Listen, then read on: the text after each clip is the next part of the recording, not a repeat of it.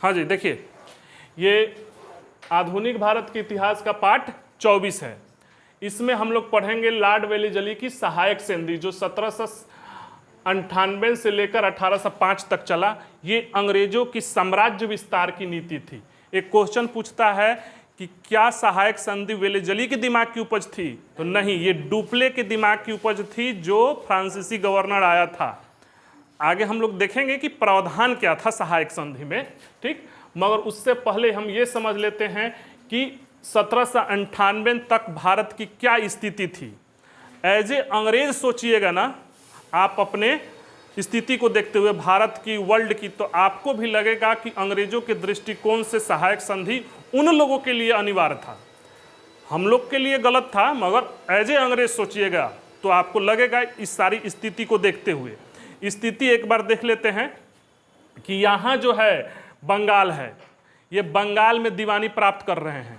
ये बंगाल में क्या कर रहे हैं? दीवानी। पलासी और बक्सर हो चुका है 1798 तक।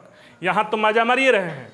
ये अवध है ना, ये हैदराबाद है, यहाँ तंजौर है, मैसूर से वो 3 लड़ाइयाँ लड़ चुके हैं। 1767 से 69 प्रथम ना, 1780 से 84 द्वितीय, 1790 से 92 चतुर्थ मैसूर का युद्ध इसी शर्त पर होगा कि आप सहायक संधि स्वीकार कीजिए, टीपू सुल्तान रिजेक्ट कर देगा, उसके बाद होगा चतुर्थ ना। और यहाँ है मराठा, मराठा में यहाँ सतारा है, पूना है, ये नागपुर के भोसले हैं, सिंधिया हैं, गायकवाड़ है, ये सब है। ये स्थिति है भारत की। और प्रथम आंग्ल मराठा हो चुका है। समझ रहे हैं बात को?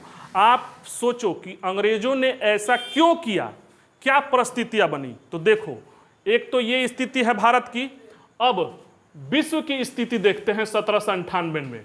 देखो, विश्व में ब्रिटेन और फ्रांस लड़ रहे थे आपस में, ठीक। अब थोड़ा ध्यान दो, फ्रांस में यहाँ पे नेपोलियन था जो अंग्रेजों को मार रहा था और बहुत पिटता था। मतलब डरते थे तो नेपोलियन से डरते थे अंग्रेज। और ये कॉन्टिनेंटल सिस्टम लगाया था, मतलब बहुत प्रताड़ित कर रहा था। और इससे हाई टीपू सुल्तान कांटेक्ट में था, ठीक है।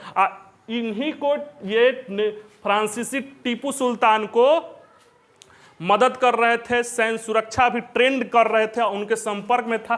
टीपू सुल्तान यहाँ गया भी था, अपना भेजने के लिए संपर्क भी किया था। बात समझ रहे हैं? ये हो रहा था, ये चीज़ ये अंग्रेज देख रहे थे टीपू सुल्तान का, अपने तरीका से सेना को आधुनिक करना ना, नेपोलियन के कांटेक्ट में रहना। बात समझ रहे हैं? और ये करना, तो ये अंग्रेजों भाप लिए थे कि ये हुआ था। और चूंकि इस तरह की घटना वो उनके लिए पहले हो चुका था। दूसरा बात, 1776 में देखो अमेरिका आज़ाद हो चुका है और इसकी आज़ादी में फ्रांस हेल्प किया था। अब अंग्रेज सोच लिए, लो हाई तो नेपोलियन से साथ टीपू सुल्तान में है, हम लोग का अमेरिका हाथ से चलिए गया ना, रहा भारत तो वो टीपू सुल्तान कांटेक्ट में है, नेपोलियन पिटिए रहा है, कहीं भारतों ना हाथ से चल जाए। देख रहे हैं स्थिति।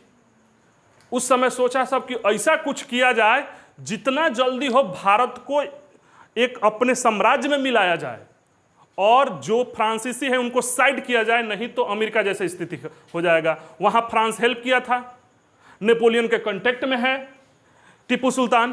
क्या लगता है आपको इस सारी स्थिति को देखते हुए, क्या सोचिएगा एज ए अंग्रेज आप? हाँ, सही सोचे हैं, वही किया सब, ठीक। बात की चर्चा होगी कि भारतीयों के लिए क्या खराब था, बट एज ए अंग्रेज सोच कर देखिए, परिस्थिति देख रहे हैं। यानी ऐसी कुछ चाहिए हम लोग का कि है जो हैदराबाद, अवध, मराठा जो है ये जल्दी से जल्दी मिल जाए। इसी क्रम में लेकर आया लॉर्ड वेलेज़ली सहायक संधि। सहायक संधि में शर्त क्या थी? तो 2-3 बात है सहायक संधि में। ऐसे समझिए कि राज्य की सुरक्षा की जिम्मेवारी अंग्रेज लेंगे, मतलब आप अपना सेना भंग कीजिए। पहला तो यही था सहायक संधि में कि सेना आप अपना भंग कर दीजिए और खर्चा दे दीजिए, सेना हम रखेंगे, शर्त ये था। और राज्य की सेना भंग कर दी जाएगी, सेना का खर्चा राज्य देगा। 3 को तो समझ रहे हैं। और आपकी विदेश नीति अंग्रेज देखेंगे, ये शर्त था सहायक संधि में।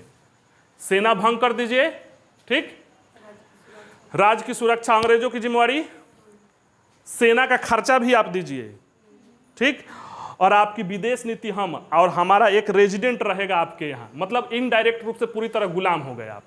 बात समझ रहे हैं? इससे होगा क्या ना कि अंग्रेज चाह रहे थे कि राज्य की सुरक्षा पर हम ले लिए, सेना ले लिए, अपना रेजिडेंट लिए, तो है जो फ्रांसीसी आ रहे हैं कांटेक्ट में, तो वो हमारे हाथ में रहेंगे।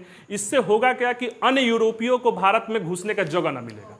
छुपा हुआ उद्देश्य तो उनका ये था कि जैसे भी हो, है जो छोटे राजा हैं इन पर अपना अधिपत्य लड़ाया जाए, लड़ के चाहे संधि करके, या तो संधि करिए और ना तो लड़िए। यही हुआ था टीपू सुल्तान के साथ, और सबसे ज्यादा तो कांटेक्ट में वही था नेपोलियन के। तो बोला कि सहायक संधि स्वीकार कीजिए और ना तो युद्ध के लिए तैयार रहिए। तो युद्ध हुआ, देख रहे हैं, और लोग तो ये सब फट्टू आदमी थे।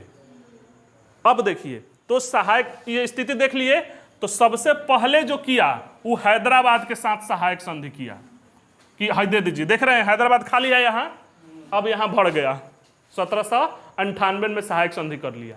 उसके बाद सोचा कि मैसूर, जो तगरमबाजी कर रहे थे ना टीपू सुल्तान मारा गया, और 1799 में मैसूर के साथ सहायक संधि हो गया। सहायक संधि के शर्त को आप ध्यान रखिएगा। शर्त क्या है?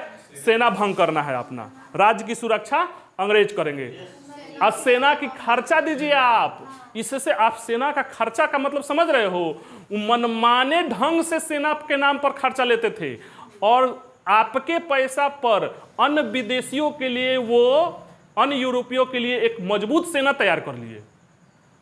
कहते थे ना कि हई खरीदना है, हई बंदूक खरीदना है, राज्य सेना दे, तो वो अपने लिए नहीं, फ्रांसीसी के लिए तैयार कर रहे थे। आपके लिए नहीं कि फ्रांसीसिया घुसे नहीं, इसके लिए राजा के पैसा पर हम अपना सेना तैयार करें। समझ रहे हैं? अब मनमाने ढंग से पैसा लेते थे, हम अपना रेजिडेंट रखेंगे। ये था सहायक संधि। देखिए, भारतीयों के दृष्टिकोण से देखिएगा तो कितनी निकृष्टता हो गई कि हमारी सेना आप रखिए, आपकी सेना रखिए, अंग्रेज सैनिक रहेंगे, खर्चा हम देंगे, हम अपनी सेना भंग कर देंगे, और हम अपने विदेश नीति आपके हाथ में है। तो इनडायरेक्ट रूप से तो सब है उसके हाथ में। और ये कर रहे थे वो फ्रांस के डर से, क्योंकि फ्रांस में नेपोलियन, इधर अमेरिका आजाद हो चुका है 1776 में। सोच कर देखिए कितना अंग्रेजों के हिसाब से बेहतरीन डिसीजन लिया। बात समझ रहे हैं? 1799 में इनसे कर लिया, उसके बाद तंजौर यहीं पड़ता है, इनके साथ 1799 में कर लिया। पहले किया मैसूर के साथ, तब किया तंजौर के साथ। इधर का एरिया सुरक्षित हो गया, इधर तो अपना सुरक्षित है पलासी वाला, पलासी और बक्सर से। अब रहे अवध, तो अवध के साथ 1801 में कर लिया। यानी कि जो है खाली अवध के कर लिया, ये कर लिया, ये कर लिया, ये कर लिया, सब एरिया सुरक्षित। ठीक, अब रहा ये मराठा, तो मराठों के साथ तो ये बटे हुए थे अलग अलग, तो इनके साथ अलग अलग किया सब। सबसे पहले किया ये पेशवा के साथ, कहे कि पेशवे से कंट्रोल होते थे, तो 1802 में पेशवा के साथ कर लिया। उसके बाद कहा कि आज ये भोसले साहब नागपुर के, उनके साथ 1803 में किया। ठीक, उनके बाद सिंधिया के साथ किया था। यहां से एक क्वेश्चन पूछता है कि इंदौर के होलकर सहायक संधि नहीं किए थे, इंदौर के होलकर सहायक संधि नहीं किए थे। यही चीज हम क्रम में लिख दिया यहां से कि सबसे पहले हैदराबाद, इनके साथ तो 2 बार किया, उसके बाद मैसूर के साथ, उसके बाद तंजौर के साथ, उसके बाद अवध के साथ, उसके बाद पेशवा, भोसले, तब सिंधिया, और के साथ भी किया था। और छोटे छोटे थे, जोधपुर, हाँ देखिए और भी छोटे छोटे थे, जोधपुर, जयपुर ना, भरतपुर, बूंदी, और जितने छोटे छोटे थे ना, उन सबके साथ संधि करके सहायक संधि ये पूरी तरह से सुरक्षित कर लीजिए। ठीक, अब देखिए थोड़ा सा सुन लीजिए कि सहायक संधि में क्या था ना, कंपनी का क्या फायदा था, भारतीयों का क्या नुकसान हुआ। तो पहली बात बता चुके हैं, सहायक संधि में क्या था। पहला शर्त यह था कि राज्य की सुरक्षा की जिम्मेवारी अंग्रेज ठीक करेंगे, और राज्य अपना सेना भंग करे। ठीक, बात समझ रहे हैं? और सेना का खर्चा राज्य देगा।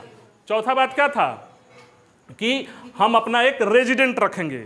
ठीक, आपकी विदेश नीति हम करेंगे, और साथ में एगो लगा देते थे वो झूठो मुठो का कि हम आपके आंतरिक मामले में हस्तक्षेप नहीं करेंगे, लगा देते थे। मगर करते जरूर थे। आपके यहाँ रेजिडेंट बैठा हुआ है आपके दरबार में, कुछ कहिएगा उसको सूचना उसको मिल जाएगा। ठीक, इससे फायदा क्या हुआ अंग्रेजों को वो सुनिए। फायदा हुआ कि बिना खर्चे के एक विशाल और शक्तिशाली सेना तैयार कर लिया। तो वो मांगते थे कि इतना पैसा दे दीजिए, ये पैसा दे दीजिए, और अन्य भारतीयों, अन्य राजाओं और विदेशी शक्तियों से भी वो सुरक्षा प्राप्त कर लिए। ब्रिटेन से नहीं लाए, यहीं से खर्चा करके यहीं से लेकर कर लिए थे। दूसरा बात, आपके विदेश नीति पर विस्तार कंट्रोल हो गया। तीसरा बात ये होगा कि एक विशाल साम्राज्य मिल गया अंग्रेजों को इस तरह से सहायक संधि से, तो अपने हैं। ठीक, चौथा बात हुआ कि फ्रांसीसियों का डर भाग गया कि अब कहां से घुसेंगे, सब तो अपने हैं, और सेना है, खर्चा हम लोग को देना है, ये नहीं है, खर्चा राज्य से मांग लीजिए, भारत का लोग पिसाए चाहे मरे चाहे जिए, आइए जितना मांगते थे देते थे। उस समय जनता का बेहाल था, मर रही थी जनता, आइए अपना सेना पर खर्चा कर रहा था क्योंकि फ्रांसीसियों से डर था। समझ रहे हैं, राज्य में अंग्रेजों का हस्तक्षेप बढ़ गया, ये भी एक बात हुआ ना। दूसरा, अत्यधिक आर्थिक लाभ हो गया अंग्रेजों को, ये सब सहायक संधि से। कंपनी की आर्थिक स्थिति मजबूत हो गई। क्यों मजबूत हो जाएगी, सेना में खर्चा देना ही नहीं है। ये था सहायक संधि। अब थोड़ा सोच कर देखिए कि भारत को क्या दुष्परिणाम हुआ। सोचिए तो, भारत को क्या दुष्परिणाम झेलना पड़ा। भारत का शासन जो हो गया ना, कि ये शासन जो हुआ, जो नेता जो राजा थे वो निष्क्रिय हो गए। सेना है ये नहीं है, रेजिडेंट है ये नहीं है, काम क्या करोगे, टैक्स वसूलो, इधर उनको दे दो, मतलब ये सुस्त हो गए जो सहायक संधि कर लिए, और भोग विलास में चले गए।